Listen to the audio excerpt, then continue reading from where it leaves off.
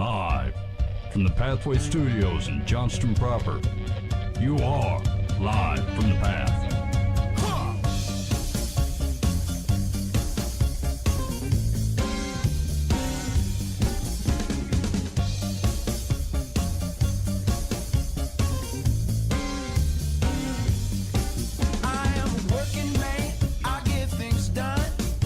And you're listening to Live from the Path here at the Pathway Studios in Johnston proper. You don't know this, but this is not a regular night that we broadcast. You have no idea when we're doing it. I think it feels like a Monday night. Does it? It's got the vibe. We take the vibe with us, Dan. That's the thing. It goes everywhere we go. I don't know if it's a positive thing to say, hey, your show really feels like Monday night. It feels like everybody else is in bed. This is great. All right. Well, so maybe you're feeling it, maybe you're not, but we're glad to meet you here at Live from the Path. It's been probably years since I said we were about honest faith, fierce grace, and donkeys. And since we were kind of talking about our tagline and a few shows back, maybe that's just been a show back. We've not revised yet because we're not thinkers. We're talkers, prognosticators, and then kind of let go to the waysiders type of folks. It needs to sit there for a while. Yeah. It needs to stew. Yeah. It's like a good chili. That's it. We're a good Monday night chili. Yes. So anyway, honest faith, fierce grace, donkeys. You're listening to Live from the Path. Hey, so it's a cool show today. We're going to talk to Zebedee, and you don't know Zebedee, but you will after the show is over. You're going to know the man, and you're gonna love it. You're gonna be super excited about what we're going to talk about. So I'm gonna throw it to Dan though, because Dan knows Zebedee even way better than I do. So Dan, maybe just start us off with how do you know Zebedee? Yeah, absolutely. Zebedee lives in Zimbabwe, and we have talked a few times about going to Africa. I know you guys went to Africa to where'd you go? Ethiopia. You went to Ethiopia. Yep. And I took a team to Zimbabwe last year and went the year before as well with Shanna. And Zebedee heads up the whole world in Zimbabwe, or at least the whole world of Hippo Valley Christian Mission. All right. And that's the part of the world that we have connected with over there. So Zebedee lives in Shredzi in Zimbabwe, and he's here for a couple of days, so we thought we should get him on Live from the Path. Actually, he called us and said, can I come to America and be on Live from the Path? That's it. His face kind of betrays that may not have been how it went down. I may have exaggerated how the conversation went. Actually, he's a graduate. You're a graduate. I'm talking like you're not here. You're right here. We're looking at each other. Zebedee is a graduate of Kentucky Christian University, and they just brought you back. Was it a week ago, 2 weeks ago, to give you an honorary doctorate degree? Oh man, congratulations!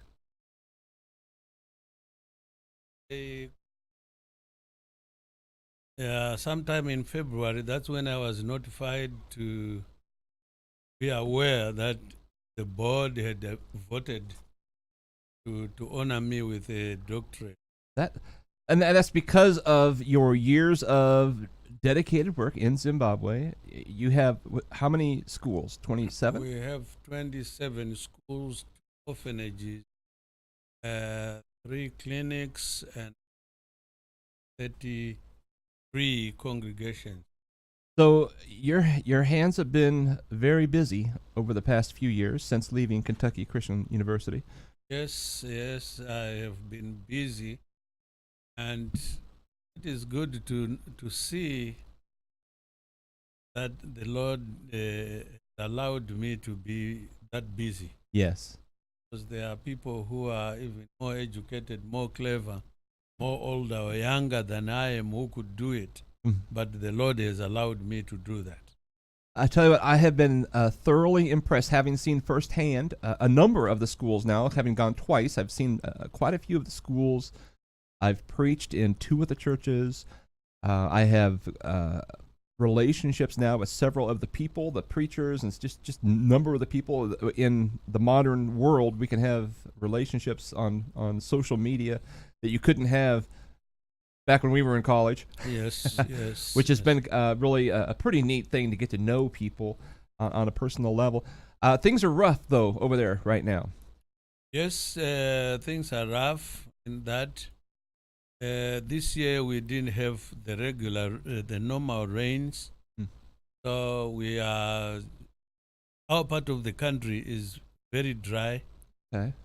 We have drought, but on top of that, the economic situation so rough that the common person on the street finding some difficulties to put food on the table. Mm-hmm. So what, Zebedee? Maybe you can just tell me a little bit more. When you say you're not getting the normal rains, what types of consequences are there to that? Well, when you don't have normal rains, which means Zimbabweans are people who live directly off the land. Yeah, yep. We don't live from the supermarket as much, except for the basic needs like sugar, the tea leaves, and so on. Yep. Mm-hmm. But most of the majority of what we need comes from the land. So it doesn't only affect the people, it also affects the livestock. Livestock is very important in Zimbabwe to the rural people, because when you talk of school fees, you want to pay school fees, you want to buy clothing, you have to go back to your livestock and sell some. Oh yeah, yeah. So now this year it's very dry. Livestock probably is not going to make it to the next rainy season because it's dry. So will the school population drop because people can't afford school? Yes, it does drop in some other areas, especially the rural areas Yeah. where I said they live directly off the land. If they are going to pay school fees, they have to sell something like grain, livestock, in order to pay school fees. Right. So you will see a number of kids dropping off out of school, Yeah. and some parents deciding, oh no, I can't afford to pay your school fees, you need to stay home.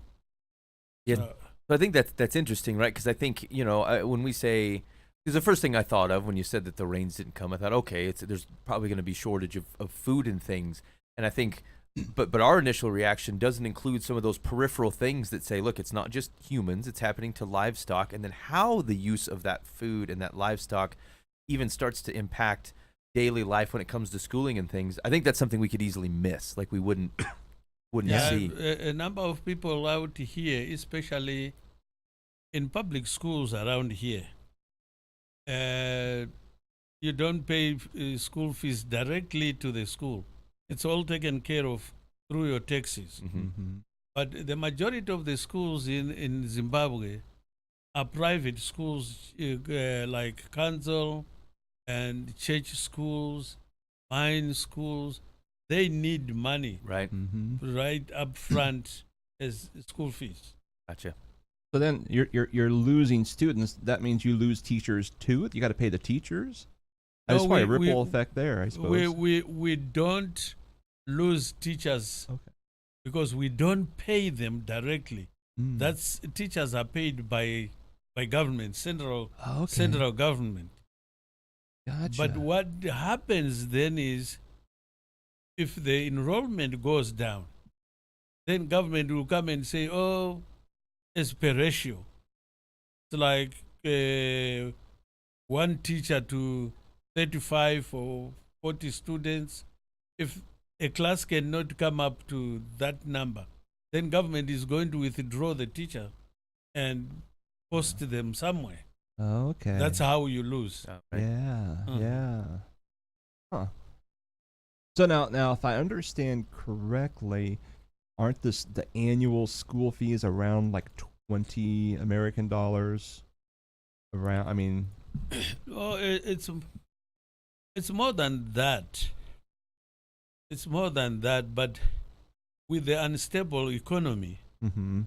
where the US dollar sort of dictates how many Zim dollars a school can charge, Okay. because the exchange rate is not regulated. It's regulated by the bank, but people are avoiding the bank to go on the street where they can get more money. Uh-huh. Those who have access to the US dollar, they go to the street and sell it over there and not in the bank, which also means unstable amount of school fees in a school, Okay. where parents earn in Zimbond, that's the Zimbabwe dollar, called a bond. So where parents earn in Zimbonds, they cannot afford to share that with the school. They will restrict that to food and other things. I see. So when you were talking, you started talking about kind of the reins, and then now you had started to talk about the economic squeeze. Is that kind of part of that you were talking about, just kind of the instability in the economic system? Yes, the drought impacts on economy, because when you don't have the grains, when the livestock is not there, then the economy for the rural person, the economy is hard to handle because you don't have the money. Right. You can go to the supermarket because you have not sold your goat, you have not sold your ox or whatever. Yeah. So how does that situation, how does Hippo Valley interact with that? In what ways does that interact the things that you're doing, and how are you helping to address some of that stuff that's going on? Hippo Valley, as a mission, we have seen the need to help the kids. So we started up what we call the living proof. The living proof, then we have approached several players here in the States, what we would call the Sponsor, isn't it? the sponsors. Yeah. Thank you, Dan. Yeah. The sponsors. We say to the sponsors, can you sponsor a kid $20 a month? Of that $20, 15 goes to mission, and the other 5 remains in the bank, waiting for a grade kid to start high school, because that's where the problem is. Oh, I see. So we are cushioning them for their high school years. We recruit kids who are like in grade 2, 3, 4. Yep. When they are done with grade 7, they are ready to go into high school. Then that's where the $5, the kid's $5, Yeah. comes into play. Is it at that age, like is there pressure to have them go work and not continue schooling? Is that the... We are trying to avoid that Gotcha. by finding sponsors to sponsor these kids. Grade schools, the parent can afford maybe, because it's like $20 a term, which is 3 months. Yep. But when it comes to high school, it's going to be over that. I see. Okay. Some high schools are charging anywhere from 70 to 100, 105. If it is boarding, then you are talking of almost 800 and something. Oh man, right. So we have tried to cater for those kids whose parents are notorious for not sending kids to high school. We go through the headmasters to do the selection and recommend them to us. Gotcha. What causes for the recommendation? Is it like good grades or good effort, or what makes up the recommendation? The recommendation is a bit rounded. We would like a well-behaved kid who is average in school, whose parents are known for not sending kids. And then the headmaster's recommendation, together with everything else, Gotcha. will see that kid. And in other cases, those kids who are orphans, we would like to help them, include them in the living pool. Right. So when you're in the cities and there's a lot of people not working, and that it's just a crunch going on, what do they do to survive? They have to eat. You can't just decide to not eat. They have to live. What's happening? How are people getting by? You know, then you have been to Zimbabwe, you have seen these roadside markets. Mm-hmm. Somebody goes to the vegetable market, fruit market, and everything, buys a few, and then comes and sits by the roadside. Maybe it's like 10 cents profit on the item. That's what they do in order to live. Mm-hmm. Yeah. And in some areas, that's how families break up, because the father decides to go to South Africa, which is our next door country, where most of the Zimbabweans have drifted to find employment. Okay. So they leave families and go to South Africa. Do they send money back, or they just leave? They're just done. Well, they are supposed to be sending money back, Yeah. but what attractions? You never know. Yeah. Yeah. You never know. Some have gone. You know, they say what? They go into old mines, abandoned mines, and try to do something. And some of them die there.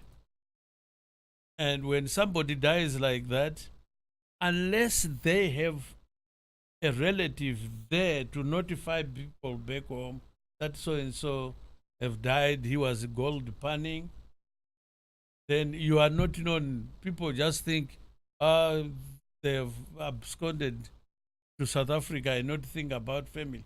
And yet the guy is dead. Right. Wow. So the schools you have, they teach Bible. I mean, as part of the curriculum, right? So you're teaching people of Zimbabwe scripture, which is really pretty cool. And I know I've heard Al speak before. There's been a ton of people commit to Christ over the years. Do you have? I don't even know the numbers. Do you know any of them? I don't. I've heard them, but I don't. I don't have the figures. Yeah. But it is through the school system that I got to come to Christ. Okay. Yeah. Yeah. Of course, teaching the Bible is our hallmark. All our schools, Bible is a subject. And also government, Department of Education, they allow that. And at the end of the year, they also send examination. These kids who learn Bible are examined by government or Department of Education. It is a subject that the government recognizes. Has that always been the case that the government has been receptive to the gospel being taught or the Bible being taught? Yes, that's the background of Zimbabwe. Because remember, I was talking to you. Maybe it's other people. I was saying,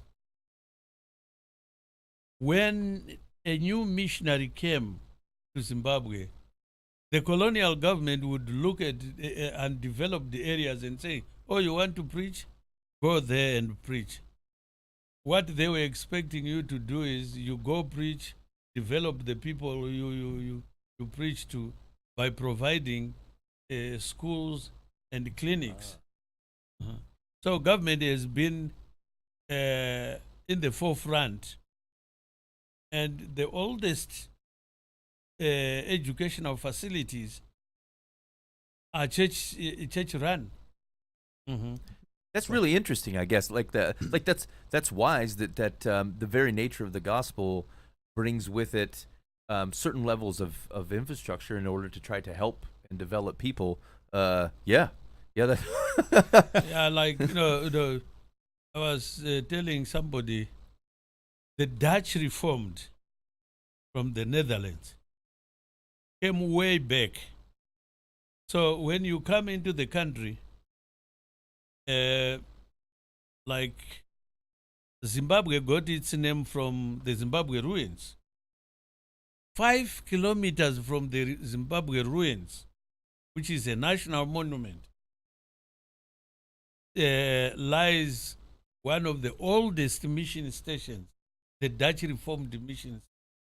So you have the Dutch Reformed who came in the 1800s, and then you have the Roman Catholic, you have the Anglican, and United Methodist. Then in the early, not very early, but early 1900s, like 30s, 40s, that's when the Church of Christ came into the country. But coming from New Zealand, the American missionaries, those who are recorded, of whom I am connected, they came 1956. The Pembertons and Pruitts, they came in 1956. Those are the early mission stations. So Zimbabwe, part of Zimbabwe's educational development came from the churches. So the churches or the gospel is formed the backbone of Zimbabwe's development. That's pretty neat. Now there's other religions there. We saw pockets of people off in the trees wearing robes and things. They're kind of a mystic type. What's that all about? What are those groups? Those are religious sects with no defined doctrine. So one of their misguidance is that they don't want to worship indoors. They can afford to build. You have seen groups and groups of that. They can afford to build, but their religion, calls for open air services. Those are misguided, and some of them don't want even to read the Bible. You don't bring the Bible to church. They don't want. They rely on prophets. They say we receive messages, fresh messages from the Lord each day, which to me is not true. Right. They believe in the God of the Bible, but they don't study the Bible and they don't use the Bible as a way to otherwise guide. If they did use the Bible, it contradicts some of their deeds. I gotcha. Yeah, I gotcha. Interesting. Well, okay, so we're going to start a church in a few weeks in Chichichi, Zimbabwe. Che. I'm saying Chi. I got to get that straight. They'll laugh at me every time. Che. Zimbabwe. Tell us a little bit about Che. Okay, Che is in the eastern part of Chiredzi, maybe an hour or hour 20 to an hour and a half from the town of Chiredzi. The government from 1980, after independence, came up with an idea of keeping people in their own environment, but replicating the town life to them by allowing them to form what we call growth points. Growth points are small towns in the rural areas. So Che is one of them. There is a sugar industry or an agricultural big organization doing sugarcane right there. So it helps to back up this settlement. And it's along the Sabi River. Across the Sabi River is one of our churches. Across the Sabi River. But like I've been saying, our people, our government fails to bridge these rivers. So when it rains, no crossing. So we have decided to start this church across the river. Yeah. There are some other businesses there, like the cotton industry, because that's where the locals grow cotton. So it's right there. Okay. Dan, so having kind of interacted with some of this, what excites you about the prospect of planting a church in a place like Che Che Che? Well, it is exciting in that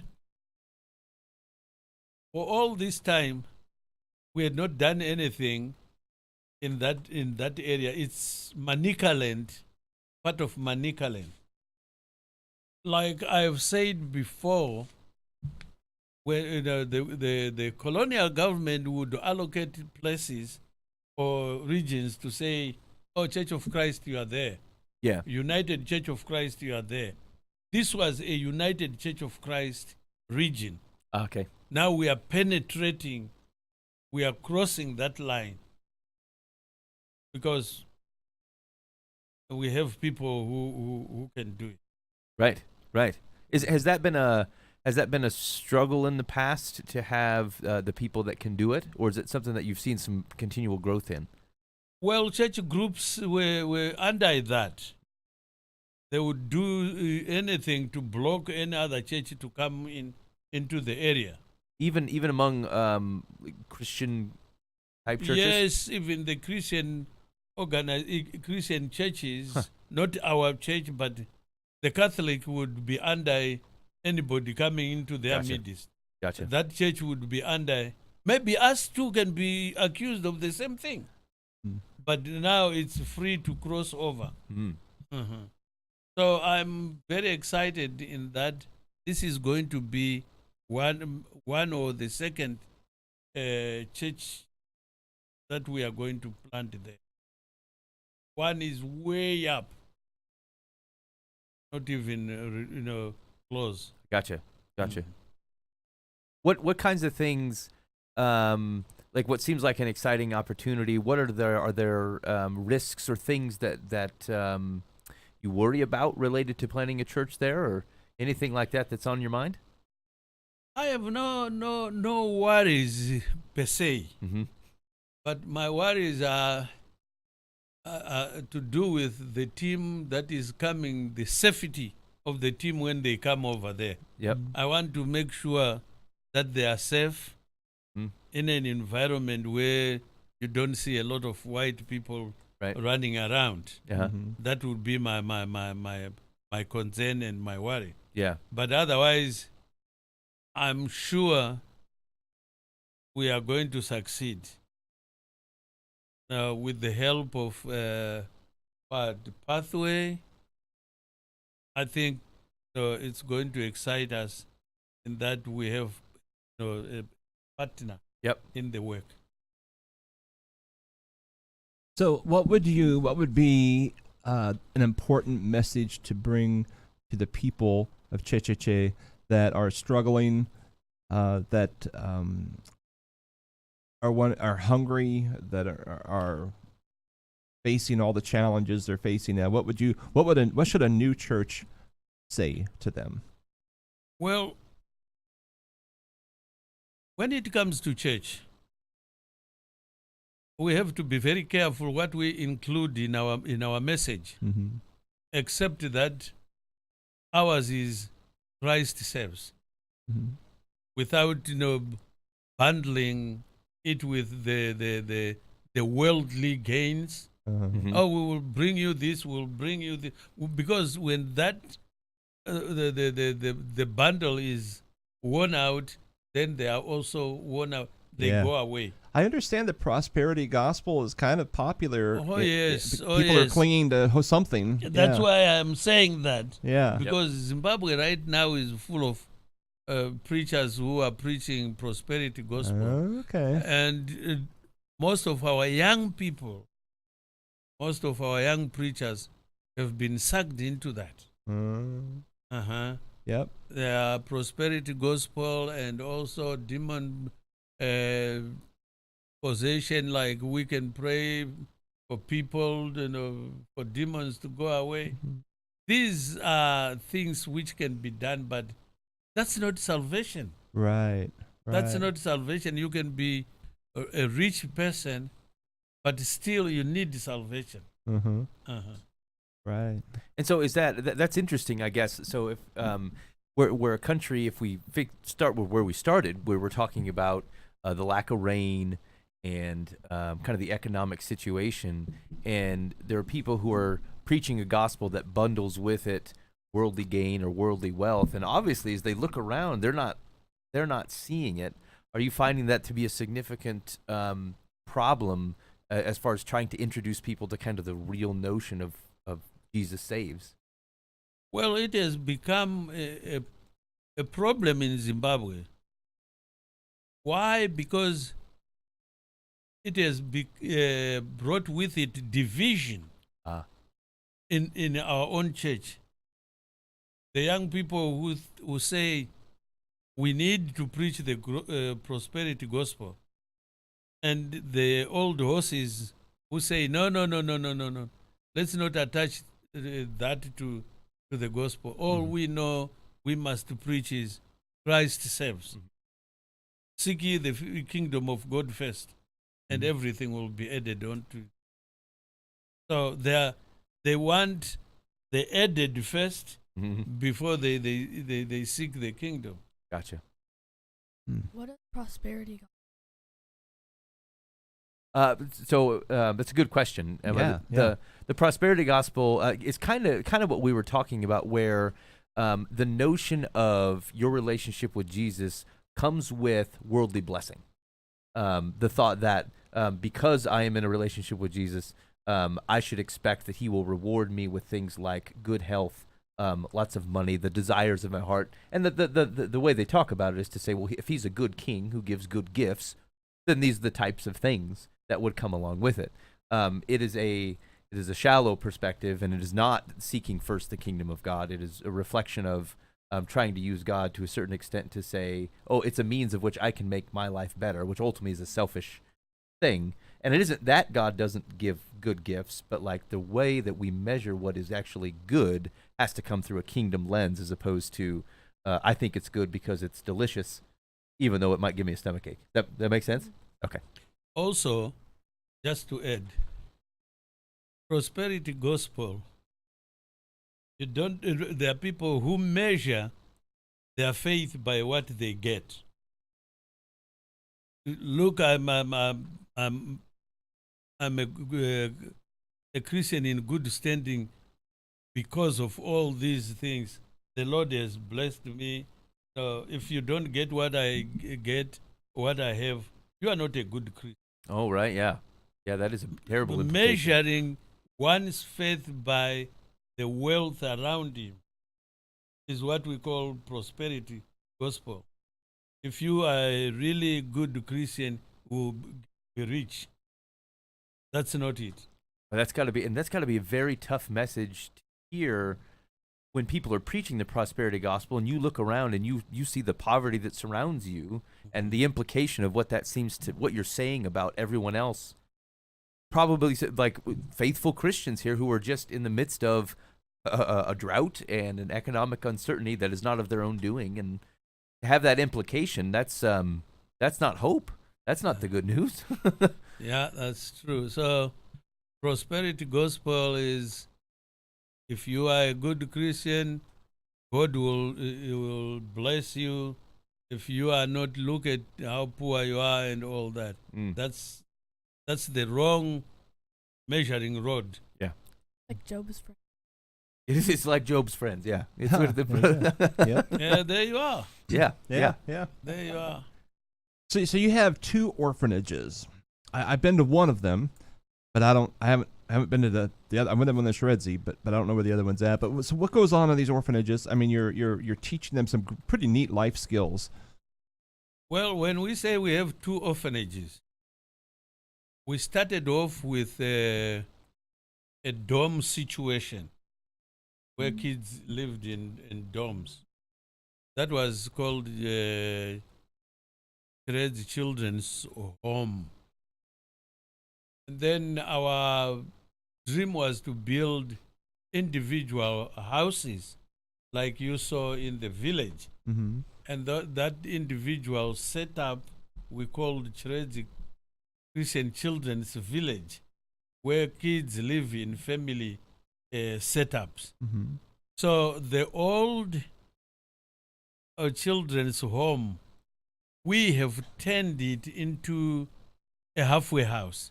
Okay. Yeah. We have turned it into a halfway house for the boys. Those who are over 20, over 18, we move them to the home. Yeah. We still supply them with the food, everything, but they are no longer under government scheme. Mm. The girls too, we have a house in the township. Look, when these kids come to us, some of them will be older than the grades they are in. So when government writes us to say so and so is 18, you need to release, and we see that the kid is still a year or two before they complete high school, Yeah. so we move them to the halfway house, where we will continue to educate them until they are done with their high school. Excellent. Or else, if the kid is very smart, we send them to either the college, technical college, or university, teachers college, whatever. This is going to be their home. When they come back on break, they go to the halfway houses. Okay. What are the risks in that society for boys without something like halfway houses at their age, if they just had to leave the orphanage and kind of go out into the society? It is very hard to predict, but some of it is predictable, because as boys, your heart breaks when you see them, walk up and down the township. They have nothing to do. Our policy is we would like to provide them with something, even those who have failed their high school diplomas. We send them to the Polytech, where they are going to just observe. That program, you don't have to produce grades. You need to be there, understand what the teacher is saying, and then they will release you to go back. Okay. So that now we have plumbers amongst us. We have car mechanics or builders. We don't employ them, but we let the community absorb them. Oh, right. The girls too, we have had some heartaches with the girls. You can't just let them walk the street. They are going to be abused. It's going to be their first time into the real world. Yeah. And they are going to be attracted by things which are not worthy Yes, right. to wreck your life on. Now life in the village, the orphanage is I really love how you have it set up. There's the homes, and there's like parents who live in a home, and there's a mixed age of children, but you're teaching them how to clean and cook and grow food, and like they even were grinding their own peanut butter out of peanuts. Could you talk about that a little bit? Just the life skills they're learning. Yes, we want them, and we also treat them like the ordinary kids in the homes. Mhm. In our setup as Africans, a kid needs to know how to cook, know how to clean the house. Most of these chores, a kid needs to do that. Mm-hmm. The only thing that I regret about us is this where the demarcation of duties. A girl does this, a boy does that. And that limits and deprives kids of some of the things they could do. Yeah. Yeah. Like the way we have set up the village. Each village has 10. No. Each house has 10 kids, 5 girls and 5 boys. Okay, boys do gardening. The girls do the cooking. There is no crossover where girls can do the gardening. Of course, they do these days, but the boys cooking. So that when they are done with the village, they are going to start learning to cook wherever. If they are employed, they have to learn to cook for themselves. Yeah. Something that they should learn while they are with us. Yeah. So Dan, you have been you're obviously a church planner. We're broadcasting from Pathway Church here in Johnston that you started, and so as you start to hear and interact with the work of Hippo Valley, like what gets you excited about that work, having come from this context? Yeah. I first became so excited about what Hippo Valley was doing when I heard of the schools and the churches in the schools and the orphanages, and they're not just going through the motions. They're teaching the Bible, they're teaching Jesus, they're teaching salvation, and people are responding and they're becoming Christians and they're changing lives. And I think that's it. I mean, that's what we're called to do. Mm-hmm. That's the gospel. You know, no matter where you're at, as you go, that's what you do. You make disciples. And it's exciting to me to see an organization, a mission that is literally impacting the nation of Africa or of anywhere, but happens to be Africa. And I just wanted to join with what you guys were doing because I just was so excited about the passion you guys have. And so as I've gone there a couple times now and taken part, we did a revival, we did the teacher conference. I can't remember the actual, you call it the annual teachers gathering 2 years ago. I was part of that. I don't know how we led to the point of starting a church this year, other than I thought, well, why not? That's what you guys do, and we can be a part of that. I love starting churches. I love starting things and new things. And here's an opportunity for us to jump on and help start something. But you already have the oversight there. You have the people who are trained. You have people in the culture of the culture that can teach the culture.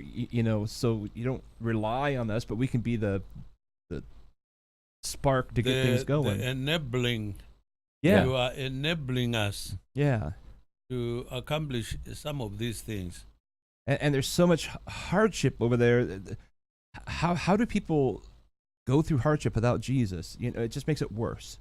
And I think if we can, that improves their life, just giving you joy in the midst of a bad time. But also, if we can impact an eternity, I don't know, the whole thing just to me gets my blood going and gets me excited about being a part of that. So, it's an exciting thing also for us that we get partners like you who are saying to us, identify areas where there are no churches, and we will help you to establish. We'll help you come up with maybe with the funds to hire a preacher for some time. That's very exciting because we would like to do that, but it overwhelms us. Right. Right now, we have almost 15 preachers. Some of them preaching two or three areas. So it overwhelms us. Yeah. But getting partners like this, we are not alone Right. in the field. Mm-hmm. We have partners who are with us. And the idea of you coming along, experience, see, it cuts on the homework on us to tell you, oh, this works this way. Because you come and your hands, Yep. get your hands dirty, Yeah. so to speak. Mm-hmm. You get your hands dirty. Some of the things we don't explain, you see them right there. Some of the poverty that I would have a hard time explaining, you see it. Yeah. Mm-hmm. Mhm. And even on this end, it has been really neat to take a team over there, watch them get their hands dirty, fall in love with people and the people of Zimbabwe, and then come back and their vision of the gospel so much bigger, and their involvement here becomes so much bigger, and their involvement with their friends and making disciples. They're making disciples here. For the sake of that, Yeah, yeah. It's like, well, shoot, I went that far to do something. I can surely do it here too. And they Yeah. have a passion they didn't have before. So it's a win-win for both Yeah. of us. like Pathway, I was listening today. There are people who are coming to Zimbabwe who are not part of this congregation, Uh-huh. but they want to be part of it. Mm-hmm. So when they come back, there is going to be a closer link between Pathway and those people. Eventually, they are going to decide, the best way is just go to Pathway. Yeah, Mm-hmm. yeah. Because some of them are going to choose, when they get over there, see the poverty, see the excitement of the kids, they will choose, I want to sponsor a kid here. Mm-hmm. Uh-huh. Mm-hmm. So it's a win-win situation. And I hope Pathway gets blessed both numerically and economically in this venture we have gone into. It's been neat to, we're calling this the ZIP project, the Zimbabwe, Iowa project. And it has allowed people that weren't part of Pathway to say, hey, can you support $5 a month to help get this church, going? And we haven't not fully funded that yet, but I'm just going to cover whatever is not. So it's don't get nervous. Well, you're like, what? We're not funded. No. It's just been neat to see people throughout the state say, well, I can afford $5. It's like, of course you can. That's a cup of coffee down the road, and they'll do it once a month, and they just get on the rotation. And so it's been neat to see other people get involved. That has been my goal, is to expand it beyond just a Pathway Church thing, but to like, hey, we can impact the world.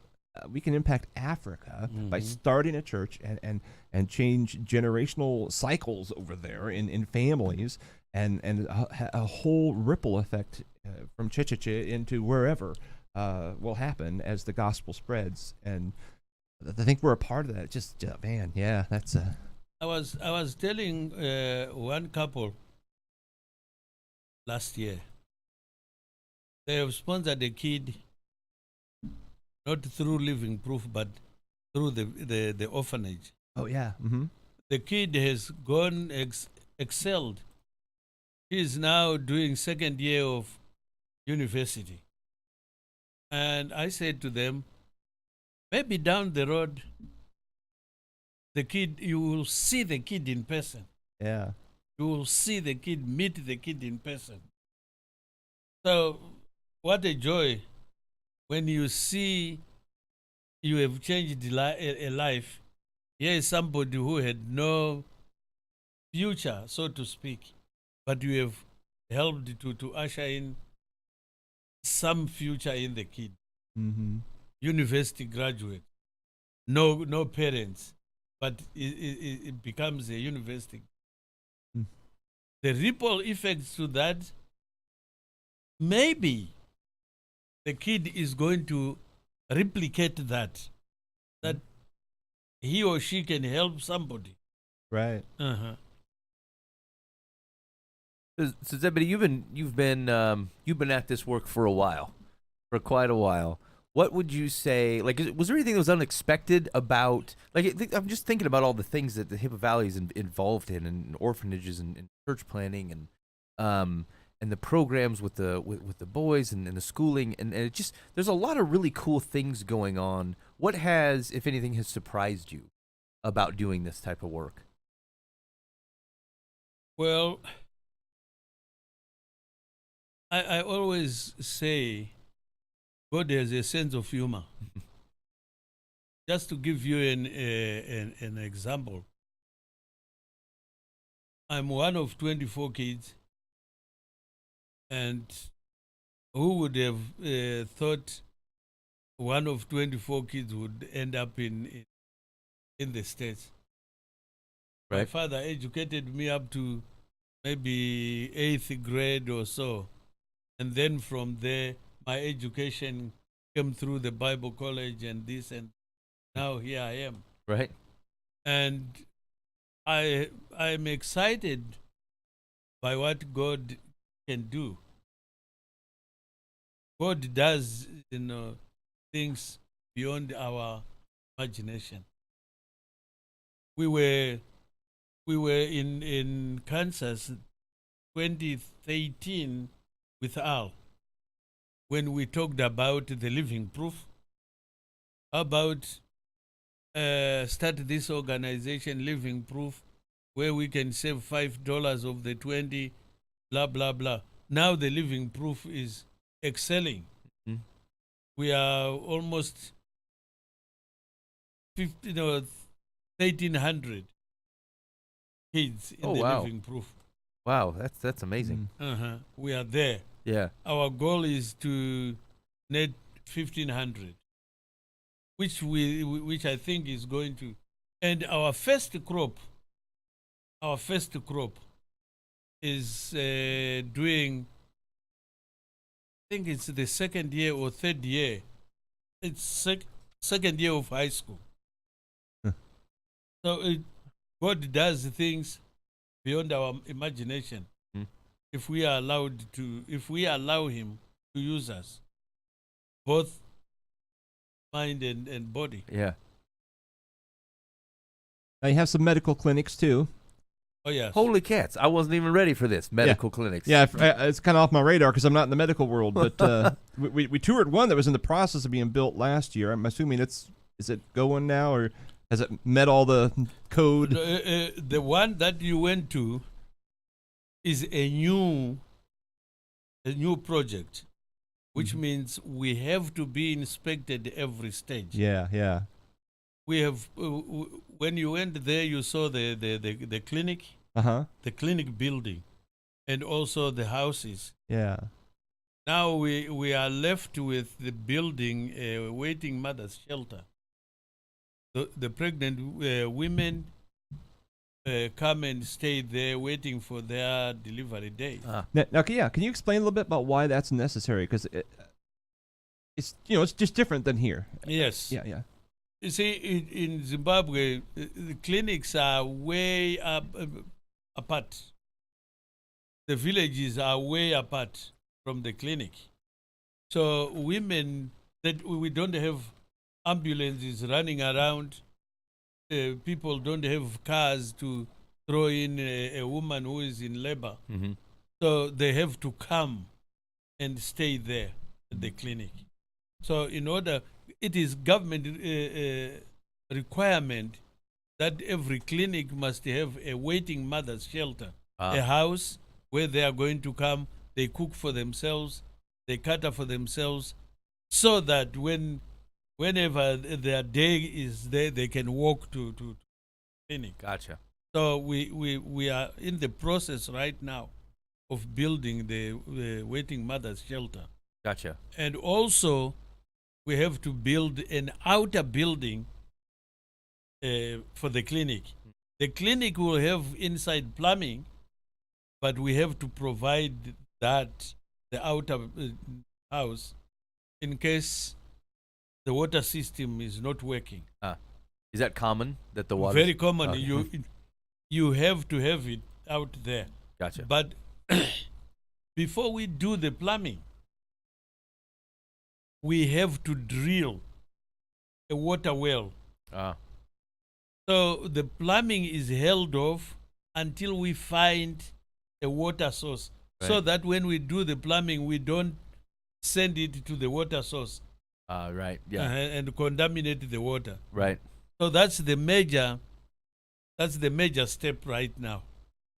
Is that difficult work to locate the water source? Does that take a lot of resources? It takes a lot of resources because you have to bring in somebody to divine, that is spot where the water is underground, and then you have to hire a drilling rig, and then you do the piping, set up the tanks, and then you plumb the houses.